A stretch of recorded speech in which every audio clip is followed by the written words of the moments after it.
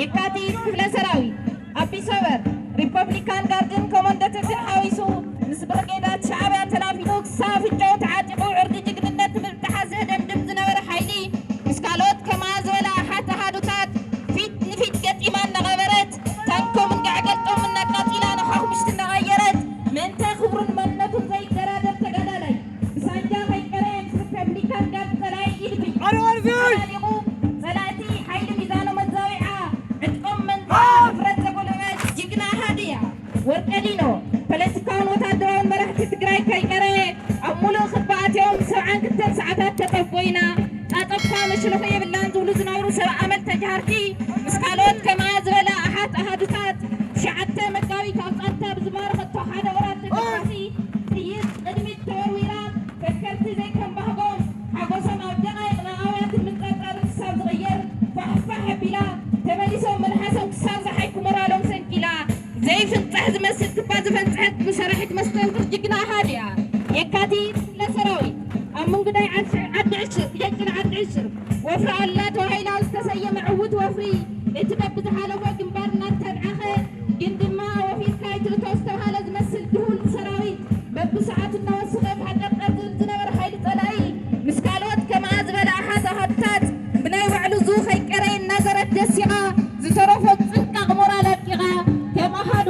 ካብ ሕዳር ክሳብ መወዳእታ ዝነበረ ደማ ውግእ ሓይላ ወዲባ ከይተንጠባጠበት ተጋድሎ ትግራይ ካብ ደባይ ናብ ኣደባባይ ክወፅእ ዘይርሳዕ ህያው ዛንታ ዝህብ ጅግና ሃድያ የካቲት ክፍለ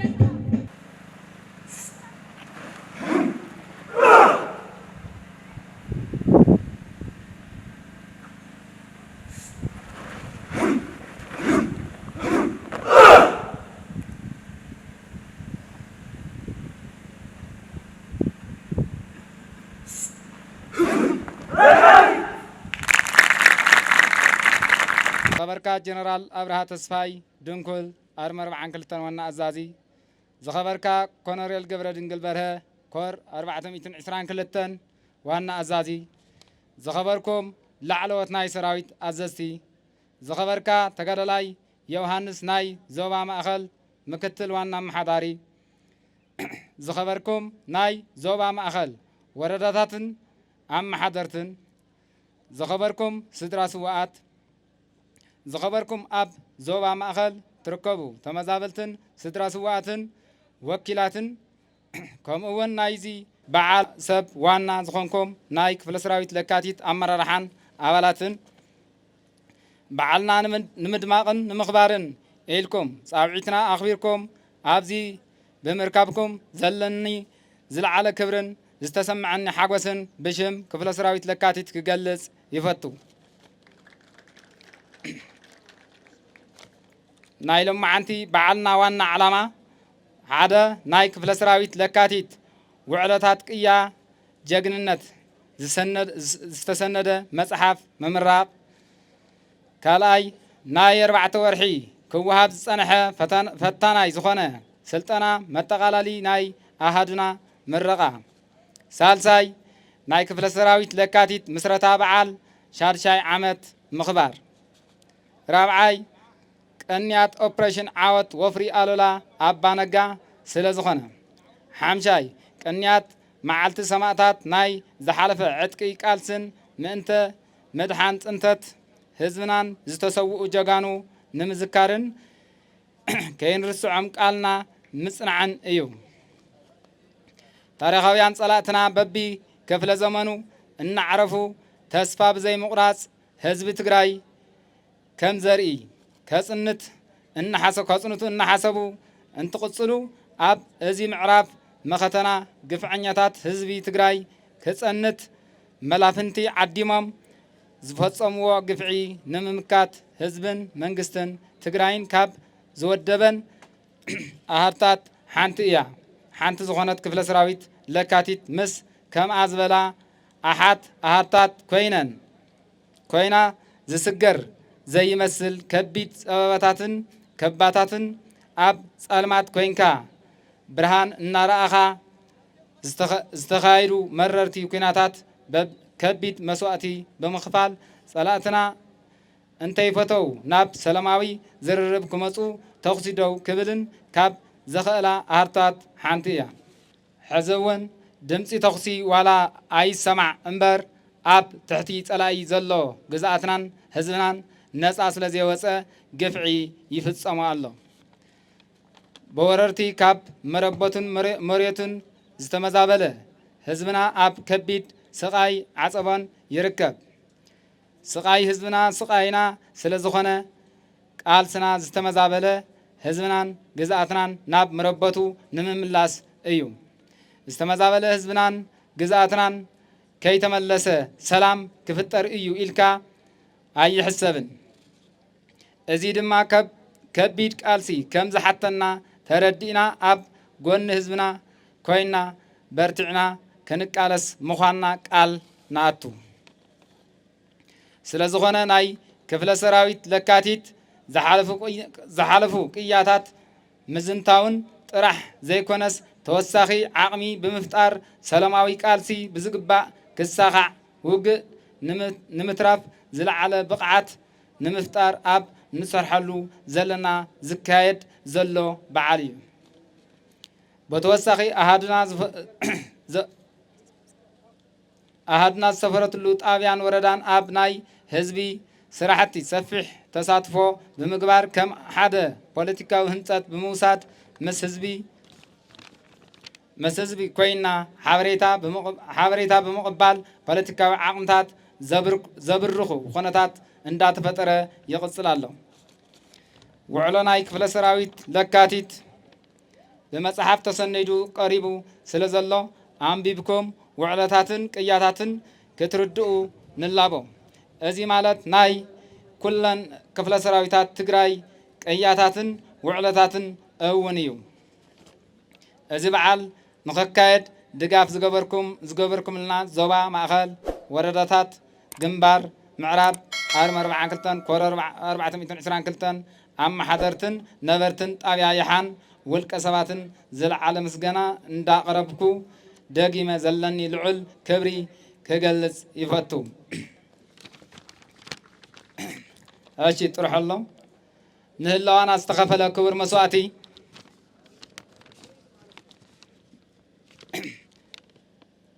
ንህላዋና ዝተኸፈለ ክቡር መስዋዕቲ በኽብሪ ክንስድድ ኢና ክብርን መጎስን ንስዋዕትና ትግራይ ትስዕር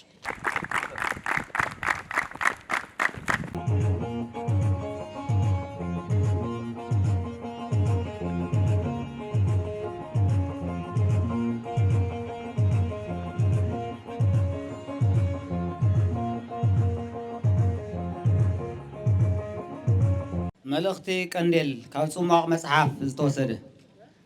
ቅያ ጅግንነት ክፍለ ሰራዊት ለካቲት ንኽጽሓፍ መበገሲ ዝኾነና ታሪክ ህዝቢ ትግራይን በብምዕራፉ ዝተኻየደ ቃልሲ ህዝቢ ትግራይን እዩ ታሪክን ቃልስን ህዝቢ ትግራይ ንምጽሓፍ ብዙሕ ግዜ ዓሚቕ ፍልጠትን ምርምርን ዘድሊ እኳ እንተኾነ ከም መበገሲ ዝኸውን ካብ ባሕሪ ብጭልፋ ከም ዝበሃል ኣብ መእተዊ እዚ መጽሓፍ ተኻቲቱ ኣሎ ክፍለ ሰራዊት ለካቲት እውን ኣካል ተዓሚቕ ትሕዝቶ ዘለዎ ናይ ህዝቢ ትግራይ ቃልሲ ኮይና ኣብ ዝሓለፈ መኸተ ካብ ምድላው ጀሚሩ ክሳብ ሕዚ ብዝተወሃባ ልኡኽ ኣብ ዘይርብርብ ቃልሲ ዘላ ኣሃዱ ታሪኻ ውዕሎኣ ቅያ ጅግንነታን ዝገልጽ ለካቲት ቀንዴል ተጋድሎ ብዝብል ርእሲ ዝተዳለወ መጽሓፍ ሎሚ ዕለት ብቅንያት መዓልቲ ሰማዕታትን ኣብ 6 ዓመት ምስረታ ተኣሃዱን እንትነመርቕ ቅብብል ቃልሲ ወለዶታት ትግራይ ኣብ ምስጥጣም ዕዙዝ ግደ ኣለዎ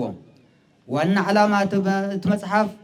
ተጋሩ በብመዋእሉ እናካየድዎም ዝመፁ ተጋድሎታት ብስሩዕ ሰኣን ምስናዶም እናተረስዐ ተደጋጋሚ ግን ድማ ተመሳሳሊ ክስተት እናተፈጸመ ስለ ዝጸንሐ ነዚ ተበሊጾም ካልኦት ወገናት ታሪክን ቅያን ጅግንነት ተጋሩ ገልቢጦም ዘይታሪኾምን ዘይዛንትኦምን ሕዲጎም ከም ታሪኾም እንትጥቀምሉ ምርኣይ ንኸብቅዕ ታሪክ ንበዓል ታሪክን ወለዶታትን ክሰጋገር ዕድል ዝኸፍት እዩ ለካቲት ክፍለ ሰራዊት ከም ሓንቲ ናይ ዝገድሊ ዝተሳታፊት ኣሃዱ መጠን ጥርንፍ ዝበለ ታሪክ ከም መበገሲ ክኸውን ዕምቆት ዘለዎ ታሪክ ነፅሕፍ ኣካል ፍልፍል ጽሩይ ምንጪ ክኸውን ዝዓለመ እዩ መጽሓፍ ለካቲት ኣብ ቅድመ ምድላው ኣብ ብርኪ 6 ዝነበረት በርጌድ 7 ተባሂላ ትጽዋዕ ዝተወሰነ ግዜ ጸኒሓ ግብሪ ሓይሊ 107 ዝብል ስያመ ዝተዋህባ ኣብ መወዳእታ ድማ ለካቲት ዝብል ታሪኻዊ ስም ናይ ዝተዋህባ ክፍለ ሰራዊት ታሪክ እያ ተዘንቱ ህላዊ ህዝብን ህዝባዊ መንግስትን ትግራይ ንምርግጋጽ ዘርኢ ተጋሩ ንኸይጠፍእ ናይ ጸጥታ ሓይሉ ምጥንኻርን ምህናጽን ግድን ምስ ኮነ ካብ ዝተፈላለዩ ናይ ጸጥታ ማሕበራት ካብ ፖሊስን ምክልኻል ሓይልን ሃገር ብጥሮታ ዝወፁ ናይ ምልሻ ሓይልን መናእሰይን ብምውዳብ ምስልጣንን ብበራጊድ ብምውዳብ ሕገ መንግስትን ዓርሰ ምሕደራን ትግራይ ከፍርስ ንዝመጽእ ሓይሊ ክምክት ከም ዘለዎ ብመንግስትን ወታደራዊ መራሕትን ትግራይ ስለ ዝተኣመነሉ ነዚ ዝከላኸል ፍሉይ ሓይሊ ናይ ምድላው ስራሕ ምትግባር ተጀሚሩ። በዚ መሰረት ብምዕራብ ትግራይ ብርኪ 6 ብደቡብ ትግራይ ብርኪ 6 ኣብ ማእኸል ኣድማ ብተና ዝበሃላ ውዳበታት ቅድም ኢለን ተመስሪተን ኣብ ምክልኻል ስራሕን ክሰርሓ ስለ ዝጸንሓ ኣብ ወርሒ ግንቦት 2011 ኣቆጻጽራ ግእዝ ድማ ኣብ መቐለን ከባቢኡን ኮይኑ ንዝፍጠሩ ጸገማት ክምክት ዝኽእል ሓይሊ ምድላው ግድን ምስ ኮነ ብርጋዴር ጀነራል ኣብርሃ ተስፋይ ድንኩል ዝመርሓ ብርኪ 6 ብርጋዴር ጀነራል ገብረ መስቀል ገረዝሄር 10 ዝመርሓ ብርኪ 6 ተባሂለን ተመስረታ። እቲ ናይ ብርኪ ስያሜ ኣብ ትሕቲኡ ብበራጊድ ክውደብ እንትግበር በርጌድ 7 እትበሃል ሓንቲ ብርጌድ ፍሉይ ሓይሊ ምስ 3 በራጊድ ምልሻ ሓዊሱ 6 ዝብል ናይ ብርኪ ስያሜ ተዋህበ። ሰነ 2011 ኣቆጻጽራ ግእዝ ኣብ ትሕቲ በርጌድ 7 5 ቦጠለንታት ተፈጠራ። ካብ እግረኛ ብተወሳኺ ናይ ጸረ ኣየር ታንኪ ፒቲአር ከምኡውን ናይ ሞርታር ምድብተኛ ስልጠና እናተዋሃበ ምድላዋት ተገበረ። 19 ሐምለ 2012 ኣቆጻጽራ ግእዝ እቲ ብብርኪ 6 ጽዋዕ ዝነበረ ናይ ብርኪ ናብ ግብረ ሓይሊ 107 ምስ ተቐየረ ኣብቲ ግዜ ዝነበሩ ናይ መተሓበርቲ ኣዛዚ ብርጋዴር ጀነራል ኣብርሃ ተስፋይ ድንኩል ምክትል ኣዛዚ ኮሎኔል ሓዱሽ ሃይለ ስላሴ ኮሚሳር ኮሎኔል ተስፋይ ሊላይ ዕኮት ሎጂስቲክ ኮሎኔል ሃይታት ደለጀብጀብ ኮይኖም ተመደቡ። ናይ ቦጠለንታት ኣመራርሓ ድማ ቅድም ኢሉ ዝነበረ ናይ በርጌድ ኣወዳድባ ተዓጺፉ ኣብ በርጌድ መሪሕነት ዝነበሩ እውን ቦጠለንታት ኣዘዝቲ እንትኾኑ ቦጠለን 1 ኮሎኔል ግርማይ፣ ቦጠለን 2 ኮሎኔል ተስፋይ ሃይለ ሜይደይ፣ ቦጠለን 3 ኮሎኔል ሓበን፣ ቦጠለን 4 ኮሎኔል ገብረ ሊባኖስ ገብረ ጊዮርጊስ ተሪር፣ ቦጠለን 5 ኮሎኔል ተክለ ብርሃን ኮይኖም ናይ 5 ቦጠለንታት ኣዘዝቲ ተመደቡ። ኩነታት ምስረትኣ ናይ ምክልኻል ስራሕታ ኣብ ሕድሕድ ምዕራፋት ዝሰርሐቶ መስተንክራዊ ፍጻመታት ኣብ መጽሓፍ ለካቲት ብዕንቆት ዝተዳሰሰ ቀንዴል ተጋድሎ ኮይኑ ካብ ትሕዝቶት መጽሓፍ ዝብገስ ዝተወሰነ ካብ ታሪኻዊ መድረኽ ንምቕራብ ዝኣክል በብምዕራፉ ቆቆንጢርና ክነልዕል። ኣብ ፈላማይ ምክልኻል ምዕራፍ ካብ መፈለምታ ውግእ 2013 ኣቆጻጽራ ግእዝ ጀሚሩ ብምዕራብ ዳንሻ ብሸራሮ ብዛላምበሳ ብዓፋርን ብቆቦን ደባት ትግራይ ጥሒሱ ናብ ደቡብ ትግራይ ራያ ከኣቱ ዝህንደድ ዝነበረ ናይ ሃገር ምክልኻል ሓይሊ ናይ ሻዕብያን ሃገር ሶማልያን ሰራዊት ምምጻእ ምስ ጀመሩ ነዚ ንምክልኻል ብላዕለዎት ወታደራዊ ኣዘዝቲ መራሕቲ ትግራይ ንግብረ ሓይሊ 107 ተልእኾ ተዋሂቡ ካብ መጀመርያ ወርሒ ሕዳር 2013 ኣቆጻጽራ ግእዝ ጸላኢ ቢያሎ ገይሩ ብቢሶበር ምስ ውግእ ምስ ከፈተ ናይ ምክልኻል ተልእኾ ተዋሂቡ ልኡኽ ንምዕዋት ቢሶበርን ባላን ብግብረ ሓይሊ 107 ብየማናይ ኣንፈት በሪ ተኽላይ ግራ ካሕሱ ግብረ ሓይሊ 103 ተኣሳሲረን ናይ ምክልኻል ወረዳ ሒዘን ኢላ ውግእ ጀመረት። ካብ ቢሶበር ጀመረ ከቢድ ውግእ ምስ ግብረ ሓይሊ 103 ብምትእስሳር ጸላእን ኣብ መቕተሊ ቦታ እናእተኻ ምውቃዕ ብዝጥዕም ኣብ ዓዲ መጥሓን ገረብ ኣጎን ጸሓፍቲ ወጀራትን እንትትዋጋእ ዓብዪ ጅግንነት ተፈጸመሉን ብዙሕ ናይ ነፍሲ ወከፍን ጉጅለ መሳርሕታትን ዕጥቂ ዝተረኸበሉን ካብ ሕዳር 5 ክሳብ 15 2013 ኣቆጻጽራ ግእዝ ዝተኻየደ ውግእ ነይሩ። በዚ ዝተጠቕዐ ጸላኢ ኣብ ጸሓፍቲ በዝሒ ዘለዎ ሜካናይዝድ ሚግ ሄሊኮፕተርን ድሮንን ተጠቒሙ ንዝነበረና ናይ ተኽሲ ድጋፍ ታንኪ ፒቲአር ዙ 23 ዝበዝሓ ኣብ ሓፂር ግዜ ዝተቓጸላሉ ፈታኒ ውግእ ብዝግባእ በዲሃ ናይ ደቡብ ትግራይ ምክልኻል ብዝግባእ ዓዊታ እያ። ኣብዚ ብርኪ እዚ ዝኣሃዱ እዚኣ ኣብ 8 ቦታታት ቢሶበር፣ ዓዲ መጥሓን፣ ገረብ ኣገው፣ ጸሓፍቲ፣ ዳንሳ፣ ምሬና፣ ሕደግ ውረድን ጻጽለን ተዋጊኣ መስተንክራዊ ቅያ ፈጺማ እያ። ኣብቲ ህልኽ ዘወድእ ናይ ምክልኻል ውግእ ናይ ጸላኢ 8 ታንኪ፣ ሓንቲ ፒቲአር፣ ሓንቲ ኦራል ምስ ጸዓነቶ ሰራዊት፣ ሓንቲ ጥይት ጸዓነት መኪና ምስ ተስሓቢኣ፣ ሓንቲ ሮኬት 107፣ ሓንቲ ዙ 23፣ ሓደ ባትሪ ሞርታር 82፣ ሓንቲ ዶዘር እንተወቂዐን እንትቃጸላ 10 ዲሽካ 12 ሞርተር 72 ብሬን ሓዊሱ ብርክት ዝበሉ ፈኮስቲ ብረታትን ዝተፈላለዩ ዓይነት ተተኮስትን እንትትማርኽ ብሰብኣዊ ክሳራ ድማ ብጣዕሚ ብዙሕ ዝሞተን ዝቆሰለን ብምግባር 1700 ሰራዊት ጸላኢ ዝተማረኸሉ ጽንዓት ዝሓትት ፈታኒ ውግእ ነይሩ። ጸላኢ ብበዝሒ ሓይሊ ሰብ ነፅዋርን ግዜያዊ ወታደራዊ ልዕልና እናረኸበ መብዛሕትኡ ከባብታት ትግራይ እናተቆጻጸረ ምስ ከደ ዋላ እኳ ኣብ ልዕሊ ጸላኢ ገዚፍ ሰብኣውን ነዋታውን ኪሳራ እንተብፅሐት ምስቲ ዝነበሩ በዝሒ ሓይልን ነፅዋርን ፊት ንፊት ምውጋእ ስለ ዘየድሊ ክሳብ 30 ሓዳር 2013 ኣቆፃፅራ ግእዝ ዘረቐ ስሩዕ ናይ ምክልኻል ውግእ ናብ ደባይ ውግእ ብምቕያር መሰል ዓርሲ ውሳነና ክረጋገፅ ሕገ መንግስቲ ክኽበር ዝተመረፀ መንግስቲ ናብ ቦትኡ ክምለስ ግዝኣታዊ ሓድነት ትግራይ ክረጋገፅ ዝብሉ ዓበይቲ ዕላማታት ተሓንጊጡ ትግራዋይ ነቲ ብልዕሊ ዝተኣወጀ ጆኖሳይዳዊ ኩናት ብደባይ ውግእ ንምምካት ናብ ካሊእ ምዕራፍ ተሰጋገረ። ኣብ ደባይ ውግእ ኣብቲ 8 ወርሒ ዝተወሰደ ደባይ ውግእ ብርክት ዝበሉ ኣፀገምቲ ኩነታት ዝተሓለፈ ኮይኑ ብፍሉይ ክለዓሉ ዘለዎም ውግኣት ናይ ወርቀ ዲኖ ክባብ ምፍንፃሕን ብስራሒት ወፍሪ ኣሉላ ዝተመዝገበ ወርቃዊ ዓወትን ጎሊሆም ይጥቀሱ። ኣብዚኦም ገደለ ካቲት እውን ገዚፍ እዩ። ኣብ ወርቀ ዲኖ 2 ግንባራት ሙሉእ ሓይሊ ግንባር 2 ግንባር 4 ብምልኦም ናይ ትግራይ ፖለቲካውን ወታደራውን መራሕቲ ኣብቲ ውሽጢ ክባ ኣብ ዝነበረሉ ናይ ምጥፋእን ምድሓንን ሓደጋ እንፀላልዩ ዕርዩ ኣፀጋሚ ኣብ ዝነበረሉ ብፍፁም ናይ ሰዓራይነት መንፈስ ናብ ውግእ ተኣትዩ ናይ ክፍለ ሰራዊታትን ኩለን ግንባራትን ግንባር 4 ግንባር 2 ኣብ ወርቀ ዲኖ ግንባር 1 ግንባር 3 ኣብ ደንጎላት ዓዲ ዓውሶን ኣብ ሕንጣሎ ጎዳጉድን ብምውሃድ ብምትሕግጋዝን ዝተረኣየሉ መስተንክራዊ ቅያስ ዝተፈፀመሉ ሓደ ነጥቢ መቐይሮ መኸተና እዩ። ኣብዚ ውዕለ ዝነበሩ ላዕለዎት ወታደራዊ መራሕትን ትገልፅዎ ለካቲት ካብ ንግሆ ውግእ ምጅማሩ ክሳብ መወዳእታ ምሸት ቁልፊ ቦታታት ብምቁፅፃር ኣብኡ ዝነበራ ፍጥነት ካብቲ ዝሓለፍናዮ ጉዕዞ ደባይ ተኸታታሊ ክባታት ዝቐየረሉን ናይ ሰዓራይነት ዓቕሚ ዝሰገርናሉን ፀላኢ ከምቲ ቅድሚኡ ዝነበረ ክዋግአና ዝኽእል ዓቕምን ሓይልን ከም ዘይህልዎ ዘረጋገፀሉ ውግእ ስለ ዝነበረ ናይ ክፍለ ሰራዊት ለካቲት እጃም ብጣዕሚ ዘገርም ወሳኒ ተግባር ነይሩ። እቲ ውግእ መጨረሻው ናብ ሰዓራይነት ዘሰጋገረ እዩ። ኣብዚ ክፍለ ሰራዊት ለካቲት ተፃወተቶ ግደ ንጠቕላላ ብድሕሪኡ ዝገበርናዮም ውግኣት ከመይ ፀላእትና ክንስዕሮም ከም እንኽእል መርኣያ ዝኾነት ፅንዓትን ጅግንነት ከም ዝፈፀመት ይገልፁ። ድሕሪ ውግእ ወርቀ ዲኖን ደቡብ ፃዕዳ እምባን ኩለው ግንባራት ኣብ ጉያ ተራኺቦም ዝሓለፈ ውግኣት ብምግምጋም ንቐፃሊ ብወታደራዊ ሳይንስን ጥበብን ከመይ ከም እንዋጋእ ኣንፈት ተነፂሩ ናይ ወፍሪ ኣሉላ ውግእ ዝተተለመሉን ናይ ቀፃሊ ናይ ሰላም እማመታት ኣንፈት ተነፀረሉን ኣብ መቐለን ከባቢውን ዝነበረ ሓይሊ ፀላእ እውን ከመይ ከም ዝድምሰስ ትልሚ ወፂኡ። ወፍሪ ኣሉላ ኩለን ግንባራት ግንባር 1 ግንባር 2 ግንባር 3 ግንባር 4 ውሁድ ውግእን ምትሕጋዝን ዝተካየደሉ ኮይኑ ብትልሚ መሰረት ኣሃዱታት ብዘካየድኦ ዝተዋደደ ስርሒት ንትግራይን ህዝባን ናብ ዝለዓለ ብራኸ ዓወት ዝወስድ ካብ ደባይ ናብ ስሩዕ ውግእ ዘሰጋገረ ነጥቢ መቐይሮ ቃልስና ኮይኑ ብዓወት ተኸንበተ። ኣብዚ ወፍሪ እዚ ግደ ለካቲት ክፍለ ሰራዊት ዝተዋሃብዋ ልኡኻት ምንጉዳይን ዓዲ ዕሽር ናብ ዝሓፀረ ግዜ ብምውዳእ ዕዙዝ ተራ ነይርዋ። ብሓፈሻ እዋን ደባይ ውግእ ክፍለ ሰራዊት ለካቲት ኣብ 16 ቦታታት ዓዲ ተገመስ፣ ወርቃምባ፣ ጣብያ ሰላም፣ ነቓዕ፣ ዞንጊ፣ ዕዳጋ ዓርቢ፣ ማእኸል ሰግሊ፣ ቀይሕ እምባ፣ ቦራ፣ ፀልጎማይ ማዕዶ፣ ፃታ፣ ወርቀ ዲኖ፣ ደቡብ ፃዕዳ እምባ፣ የጭላ፣ ሃገረ ማርያም፣ መንጉዳይን ዓዲ ዕሽርን ተዋጊኣ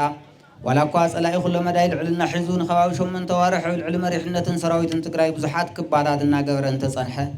ክፍለ ሰራዊት ለካቲት ብሰብኣዊ ክሳራ ብርክት ዝበለ ፀላኢ ሞትን ቁስሉን ጌራ 362 ምሩኽ ብምግባር ብንዋታዊ ክሳራ ድማ 8 ዲሽካ 3 RPG 55 ብሬን 20 ስናይፐር 926 ክላሽ 3 ሲስተም ሬድዮ 30 ሃንድሄልድ ሬድዮ 2 ሃንድሄልድ መምልኢ 5 ናይ ሻዕብያ ሬድዮ 2 ጀነሬተር 5 መነፅር ዓውደ ውግእን ብርክት ዝበለ ዝተፈላለየ ተተኳስን ብምምራኽ ኣብ ልዕሊ ፀላኢ ከቢድ ክሳራ ስዒባያ። ኣብዚ ምዕራፍ እዚ ንበይኑ ፍልይ ብዝበለ ዝቐርብ ናይ ግንባር 4-5 ክፍለ ሰራዊታት ስርሒት ውግእ ዓዲ ዕሽር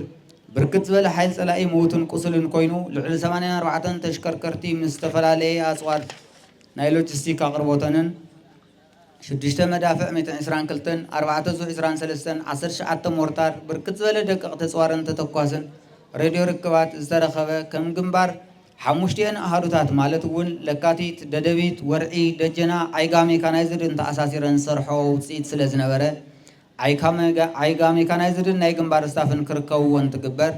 እጃም ክፍለ ሰራዊት ለካቲት ወሳኒ መሬት ኣጥቂዓ ክትሕዝ ዝተዋሃባ ልኡኸ ብዝሓፀረ ግዜ ምውዳእ ዕዙዝ ተራ ነይርዋ። ኣብ ወፍሪ ዓወታት ድሕሪ መቐለ መልክዕ ቃልሲ ህዝቢ ትግራይ ብስርሒት ወፍሪ ኣሉላ ዝበረኸ ዓወት ካብ ደባይ ናብ ስሩዕ ውግእ ምስ ተሰጋገረ ካልኦት ወፍርታት እናተሰየሙ ፀላኢ መሊእኻ ካብ ትግራይ ክፅረግ ዘኽእሉ ውግኣት ምክያድ ግድን ምስ ኮነ ካብ ወፍሪ ኣዴታት ውግእ ባላ ጀሚሩ ናብ ማእኸል ኢትዮጵያ ምግስጋስ ወፍሪ ፀሓይ ብራቅ ክሳብ ዞብል ኣብ ዝተኻየዱ ውግኣት ክፍለ ሰራዊት ለካቲት ምሳሓት እግረኛ ክፍለ ሰራዊታትን ሜካናይዝድን ኣርሚ 4 ብምዃን ምስ ኩሉ ዓይነት ዘመናዊ ኣፅዋር ዝተዓጠቐ ማለት እውን ታንክታት ፒቲአር ሬስራሽ በዝሒ መዳፍዕ ድሮን ሚግ አንቶኖቭ ሄሊኮፕተር ምስ ናይ ኮማንዶ ኣሃዱታትን ኣሰሊፉ ዝነበረሉ እቲ ቦታ ድማ ንሜካናይዝድ ዝምቹ ብጣዕሚ ብዙሕ ሓይሊ ፀላኢ ብውሑድ ሓይሊ ንምምካት ዘይመጣጠን ብምንባሩ ብተወሳኺ እውን ኩነታት ኣየር ዓፋር ሓያል ፀሓይ ወላፈን ዝግፅዎ ሃሩር ከቢድ ፃምእ ማይ ጥሜት ነንባዕሉ ዝተመረገ ዕሻኽ ቆንጥር ዝናብ ክረምቲ ብዝዘነበ ጫማን እግርን ዝፈላል ረግረግ ጭቃ ሰበብ ዘይነብረሉ ከባቢ ዝቆስል ተጋዳላይ እውን ውሱን ደም ፈሲስዎ መስዋእቲ ዘኽፍል ፀላኢ ቆሪፅካ ኣብ ዘይትቅዐሉ ኣፀጋሚ በረኻ ኣብ ርእሲኡ ከቢድ ናይ ፀላኢ ደብዳብ ድሮን መዳፍዕን ካልኦት ከበድቲ ብረታትን ኮታስ ኩሉ ዓይነት ሰብኣውን ተፈጥራውን ሰብ ሰራሕን ፀገማት ተፃዊሩ ብሓቦን ህልኽ ተጋዳላይ ከም ሓፂን ተሪሩ ብሳንጃ እንተይተረፈ ምስ ሪፓብሊካን ጋርድን ኮማንዶ እናተሓናነቐ ብዘይ ዕረፍቲ ምጥቃዕን ምክልኻልን ውግእ ተኻይዱ እዩ ኣብዚ ተፈጥሮን ሓፂንን ተላቲምካ ዝተገበረ ህልኽካ ዘወድእ ውግእ ክፍለ ሰራዊት ለካቲት ኣብ 7 ቦታታት ኣብ ባላ ኣብ እዋ ሃሮ ጭፍራ ዳርሳጊታ ቡርቃን ዘውልን ብድምሩ ን43 መዓልትታት ዕረፍቲ ዘይብሉ ውግእ ኣካይዳ ኣብ ልዕሊ ፀላኢ ዝበፅሐ ብዙሕ ሞትን ቁስልን ብምግባር 241 ብምምራኽ ሰብኣዊ ክሰራ ስዒባ ንዋታዊ ድማ 4 ፒቲአር 3 ፓትሮል ሓንቲ ታንኪ ሓንቲ ሎቤድ መኪና ሓንቲ ኣምቡላንስ ሓንቲ ኦራል ሓንቲ ኣይሱዙ ሓንቲ ዙ 23 5 ድሽካ 20 ብሬን ሓንቲ አርፒጂ 10 ስናይፐር 443 ክላሽ ሓንቲ ሲስተም ሬድዮ 12 ሃንድሄል ሬድዮን 5 ጀነሬተር ዝተማረኸሎም ከበድቲ ውግኣት ነይሮም ዳግመ ምድላውን ራብዓይ ምዕራፍ ውግእን ድሕሪ መልሲ ካብ ማእኸል ኢትዮጵያ ክፍለ ሰራዊት ለካቲት ሰፊሕ ናይ ኣመራርሓን መላእ ኣባላትን ምፅራይ ስራሕቲ ተኻይዱ ዝሓሸ ኣመራርሓ ንቅድሚት ዝመፀሉ ነቲ ዝቕፅል ውግእ ጥንካረና ዓብዪ መሰረት ዝተቐመጠሉን ኮይኑ ኣብዚ ናይ ተናፀል ተኽሲ ደው ምባል ስምምዕነት ዝነበረሉ ግዜ ጥብቂ ዝኾነ ስልጥናን ምድላውን ብምውጋን ፀላኢ ኩሉ ዓቕምታት ትግራይ ክፅንቀቕ ዓፅዩ ደው ኢሉ ስለ ዝነበረ ናይ ሰላም ድርድር እውን ክቕፅል ፍቓደኛ ስለ ዘይነበረን ናብ ድርድርን ምዝርራብን ዘምፅእ ወይ ድማ ካብኡን ላዕሊ ክኸይድ ዝኽእል ውግእ ምግባር ኣድላይ እዩ ተባሂሉ ምስ ተወሰነ ብዘይ ዕረፍቲ ካብ ዝተዋግኣ ኣሃዱታት ሓንቲ እያ ኣብ ውግእ ቆቦ ብዝገርም ቅልጣፈ ብዝነኣሰ ኺሳራ ብፅቡቕ ምንባብ ዝነበሮ ተኣምር ዝኾነ ጅግንነት ተፈፂሙ ብዙሕ ዕጥቂ ተረኺቡ ናይ ዕጥቂ ክፍተት እውን ሙሉእ ብምሉእ ዘመላእናሉ ነይሩ ኣብ ቆቦ ምስ ኣርሚ 42 ክፍለ ሰራዊታት ኣርሚ 24 ክፍለ ሰራዊታት ኣርሚ 22 ክፍለ ሰራዊታት ብምውሃድን ብምትእሳርን ታሪኻዊ ፍጻመ ምስ ወገነት ናይ ኣሃዱታት ምትሕግጋዝ ካብ ግንባር ናብ ግንባር የድሊ ስለ ዝነበረ ናብ ምዕራብ ትግራይ ተንቀሳቒሳ ምስ ናይ ኣርሚ 42 ኣሃዱታት ናይ ካልኦት ኣርምታት ኣርሚ 17 ኣርሚ 50 ኣርሚ 33 ኣርሚ 31 ኣርሚ 60 ኣርሚ 35 ኣርሚ 13 ኣርሚ 24 ክፍለ ሰራዊታትን ብምትእስሳር ኣብቲ ብጣዕሚ ከቢድን ንፀላኢ እውን ዕርዩ ዘስካሕክሕ ውግእ ፀሊም ወይኒ ዓዲ ዓሮን ተዋጊኣ ንዝመርሕ ፅንዓት ዘምህር ንዝዋጋእ እውን ፅንዓት ዘጉልህ ከምዚ ዝበለ መስተንክራዊ ፅንዓት ዝፈፀመ ብዝኾነ ግዜ ብዕድሎት ክትረኽቦ ዘይትኽእል ታሪኻዊ ጅግንነታዊ ፍጻመ እዩ ዝተባሃለሉ ርእይዎ ዝሓለፈ እውን ነቲ ኩነታት መሊሱ ክዛረቦን ከዘንትዎን ንምግላፁ ብጣዕሚ ዘፀግም ውግእ ተኻይዱ ኣብዚ ኣሃዱ ከም ኣሃዱ ጉልህ ተረኣ ተዋፂኣ እያ ድሕሪ ዓቃብ ሰዓት ኣብ ዝተኻየደ ውግእ እውን ንሕና ጥይት ወዲና ፀላኢ ድማ ሓይልን ተተኳስን እናወሰኸ ናብ ሓደ መስመር እናዋሓዘን ትመፅእ ወሳነ መሬት ብምሓዝ ክንዲ ዝከኣል ካብ ኣኽሱም ክሳዕ መቐለ ዝነበሩ ውግኣትና ኣብ ሓደጋ ከይወድቁ ካብ ሰሜን ምዕራብ ጀሚሩ ዝንጋላታዕ ዝነበረ ህዝብና ቁፅሩ ከይውስኽን ናይ ሰላም ስምምዕነት ሓሳባት እውን ይጅምሩ ስለ ዝነበሩ እዚ ንምፍፃም ዝተተሓሓዘ ልኡኽ ንምዕዋት ብዝለዓለ ጅግንነት ነፀላኢ ኣብ ዘለዎ ደው ኢሉ ክፀንሕ ክንዲ ዝሃለዎ ሓይሊ ነፅዋርን ተወስኸውን ቀሊል ፈተና ከምዘይገጥሞ ክሓስብ ዝተገበረሉ ውግእ ኣካይዳ እያ ብሓፈሻ እዚ ምዕራፍ እዚ ካብ 18 ናሓሰ 2014 ኣቆፃፅራ ግእዝ ጀሚሩ ክሳብ 23 ጥቅምቲ 2015 ን71 መዓልትታት ኣብ ዝተኻየደ ውግእ ኣብ 8 ቦታታት ኣብ ተኽሎሽ ቆቦ ፀሊሞይ ዓዲ ዓሮ ዓዲ ኮኸብ ዓቃብ ሰዓት ለጎምቲ ክሳብ ዓዲ ሄደም ክፍለ ሰራዊት ለካቲት መስተንክራዊ ስራሕቲ ሰሪሓ ኣብቶም ፈተንቲ ደማ ውግኣት ብርክት ዝበለ ሓይል ፀላኢ ምዉትን ቁስልን ብምግባር 170 ወታደራት ብምምራኽ ብንዋታዊ ድማ 3 ዲሽካ 8 ብሬን 1 RPG 11 ስናይፐር 254 ክላሽ 13 ሬድዮ 2 መነጽር ዓውደ ውግእን ብምምራኽ ኣብ ልዕሊ ጸላይ ዓብዪ ኺሳራ ኣብጽሓ እያ እቲ ኩነታት ብሰላማዊ መንገዲ ስምምዕ ሰላም ክግበረሉ ንጸላኢ ብምግዳድ ተኽሲ ደው ንኸብሉ ብፍላይ ኣብቶም ናይ መወዳእታ ዝተገበሩ ውግኣት ካብ ዝሓለፉ ውግኣት ዝኸበደን ከቢድ መስዋእቲ ዝተኸፈለሉን እዩ ኣብ ጠቕላላ ውዕሎታት ናይ ህዝቢ ተራ ኣብ ዝተዳኸምናሉ ተስፋ ከይንቆርፅ እጅኹም ክንዕወት ኢና እናበለ ጽንዓት እናሃበ ስንቅን ክዳንን ብምቕራብ ቁስላት ብምግላስን ብምዕቃብን ኣብ ውሽጢ ጸላኢ ከባብን ኮይኑ ናይ ጸላእ ሓበሬታ ንተጋደልቲ ብምሃብ ደገፍቲ ኢኹም እናተባሃለን እንትእሰርን እንትቕተልን ንብረቱ እንትውሰድን እንትቃጸልን እውን ተስፋ ከይቆረፀ ኣብ ዝመኸተ ዝለዓለ ተራ ተፃዊቱ እዩ ኣብ ሰላማዊ ምዕራፍ ቃልሲ ውግእ ንምክያድ ደፋእቲ ዝነበሩ ምኽንያታት ኣብ ዙርያ ጠረጴዛ ቀሪቦም ፖለቲካዊ ልዝብን ብሰላማዊ መንገድን ንኽፍትሑ ጸላእቲ ዝገደደ ህዝቢ ትግራይ ነቲ መኸተ ብዝለዓለ ደገፍ ከቐጽል እንተሎ መላምል ደቆን ኩሉ ዓይነት ጥሪቱን ሃፍቱን ሂቡ ንስለ ሰላም እንትብጆ ቆቆንጢሩ ዘቐመጠን ሃፍቱ ነጊፉ ቃልሲ እንተጉህር ካብ መፈለምትኡ ጀሚሩ ዝቃለሰሉ ዝነበረ ዕላማ ስለ ዝኾነ ስምምዕ ሰላም ተቐቢሉ እዩ ካብ ቅያ ጅግንነት ህዝቢ ትግራይ ዝቕዳሕ ጽንዓትን ሓቦን ሰነቐት ክፍለ ሰራዊት ለካቲት እውን ኣብ ሕድሕድ ውግኣት ብዙሓት ማሕለኻታት እናሰገረት ዓወታት እናሓፈሰት ረብሓ ህዝብን ዓድን ክተውሕዝ ልዑል እጃም ካብ ዘበርከተ ኣህዱታት ሓንቲ እያ ባዕላ እናተጠናኸረት ብዙሓት ኣህዱታት ኣብ ምፍጣርን ምጥንኻርን ዓብዪ በርክቶ ዝነበራ ኣብ ኩሎም ምዕራፋት ምእንተቲ ጽኑዕ ዕላማ ዝተበጀው መላመል ደቂ ህዝቢ እናኸፈለት ልኡኻ ብዝግባእ እናፈጸመት ዝመፀት ተረፍ መስዋእቲ ዝኾነ ተጋዳላይን መሪሕነትን እውን ሕድሪ ስውኣ ተጽኒዑ እናተቃለሰ ዝመፀን ዝቃለስ ዘሎን እዩ ሕዚ እውን ብርክት ዝበለ ከባብታት ትግራይ መሊኦም ሓራ ኣብ ዘይወፅሉ እዋን ሉኣላዊ ግዝኣት ትግራይ ሓራ ንምውፃእን ዝተመዛበለ ህዝቢ ናብ መረበቱ ንምምላስን ዝተጀመረ ሰላማዊ ቃልሲ ሽቱኡ ንኽወቅዕ ኩነታት ዘንበበ ኩሉ ዓይነት ምድላዋት ብምግባር ምስራሕ ከም ዘድሊ ብምርዳእ ኣብ ጽዑቕ ስራሕ እትርከብ ኣሃዱ እያ ኣብዚ መጽሓፍ ዝሰፈረ ናይ ጅግንነት ፍጻመን ውዕሎን ብድሌትን ፍትወትን ለካቲትን ኣባላታን ጥራሕ ተጻሒፉ ዝተሰነደ ዘይኮነስ ብዙሓት ብቐረባ ዝመርሕዋን ዝፈልጥዋን ወታደራዊ መራሕቲ ከምኡ እውን ነበርቲ ዝተፈላለዩ ከባብታት ትግራይ ብመልክዕ ቃለ መሕትት ምስክርነት ዝሃብሉ ብተወሳኺ ተኣሃዱ በብዝኸደቶ ርእይቶ ህዝባ እንትትቅበል ህዝቢ ትግራይ በብመድረኹ ባዕሉ ካብ ዝነግራ ሓቂ ተመርኪሱ ነቲ ጸልማት ዘብርህ ናይ ጽንዓትን ዓወትን ጉዕዞ ወለዶታት ዝተቐባበልዎ ቃልሲ ዝገልጽ ሓቀኛ ታሪክ ተሰኒዱ ብመጽሓፍ ተዳልዩ ቀሪቡ ኣሎ ኣብዚ ክሕሰብ ዘለዎ እቲ መኸተ ሕዚ እውን ገና ስለ ዘይተወድአ ክሳብ ሕዚ ከም ኣሃዱ ዝፈጸመቶም ተሰኒዱ እምበር ብቐጻልነት እናማዕበለን ከይዲ ስነዳ እናሰፍሐን ዝኸይድ ምዃኑ ተሓሳቢ ብምግባር እንሆ እዚ መጽሓፍ ንመንበብቲ ክፍቲ ክኸውን ከም ገጸ በረከት ንምርቕ ኣብቂዕና ኣለና ኣብ መወዳእታ ህዝቢ ትግራይ ዘጽንሐና ናይ መዋእላት ገዚፍ ታሪክ ዓቂብና በብምዕራፉ ዝተሰርሐ ማእለያ ዘይብሉ ናይ ጽንዓትን ጅግንነትን ፍጻመ ዝሰርሐ ናይ ትማልን ናይ ሎምን ወለዶ ንጽባሕ ክሓልፍ ኩሉ ትግራዋይን ፈታዊ ትግራይን እዚ መጽሓፍ አንቢቡ ዝእረም ክእርም ክመሃረሉ ከስፍሖን ወለዶታት ክሕልፎን ናይ ኩሉ ግዜ እምነት ተኣሃዱ እሞ ክሳብ ሎሚ ብዝተፈላለየ መልክዕ ሓገዝኩም ንዝለገስኩም ሞሳኹም ኣብዚ ታሪኻዊ መጽሓፍ ተኸቲሙ ኣሎ ካብ ሙያውን ሰነዳውን ሓገዝ ብተወሳኺ እዚ ስነ ስርዓት ምርቓ ክምዕርግን ብኩሉ ዓይነት ሓገዝኩም ዘይተፈለየና ንህዝቢ ምምሕዳርን ዞባ ማእኸልን ወረዳታትን ንግንባር ምዕራብ ንኣርሚ 42 ንኮር 422 ናብ ትሕቲኣ ዘለዋ ኣሃዱታትን ከምኡ እውን ነበርቲ ጣብያ ይሓን ጥንታዊት ከተማ ይሓን ልባዊ ምስጋናና ይውሳሕኩም ብደምን ዕፅምትን ብጾትና ዝተጻሓፈ ቅያ ንሰንድ ንዓቅብ ክብርን ሞገስን ንሰማዕታትና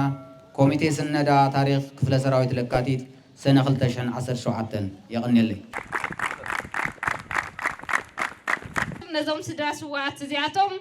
فريم مصحف 10,000 قرشين نسالسا سدرا سوات كاو كلن وردات استوصاصو نشلمينا مالتيو ويزرو امت حفظه كاساهون ردا كاو وردا عدوا كلتا دقن زسواين